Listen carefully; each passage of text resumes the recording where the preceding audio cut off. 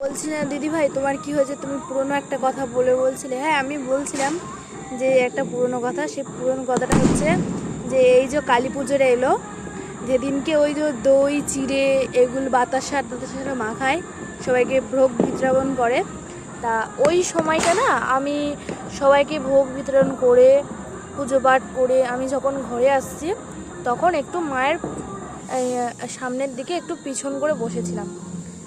আর কি হয়েছে না, তখন একটু সিল্কের শাড়ি, মানে ওই যে ঢাকাই জামদানিগুলো বলে ওইগুলো নয়, টোটাল যেই জামদানিগুলো বলে ওই জামদানি পরে আমি ঠাকুরে গেছিলাম। তো ওটা সিল্কের যে জামদানিগুলো পাওয়া যায়, ওই জামদানিটা পরে গেছিলাম। বুঝতে পারিনি, আজ উঠে দেখি না শাড়িটা আঁচলে আগুন ধরে গেছিলো। আঁচল থেকে কোমর পর্যন্ত এসছে। অত আমার কিছু কোনো ক্ষতিপতি হয়নি, পিঠের চালটা একটু লাল হয়ে গেছিলো, এ বেশি কিছুই নয়। আর এই সেই দেখতে দেখতে 1 বছর কেটে গেছে, তাই আমি তোমাদেরকে বলছিলাম যে একটা কথা বলার ছিল। ঠিক আছে।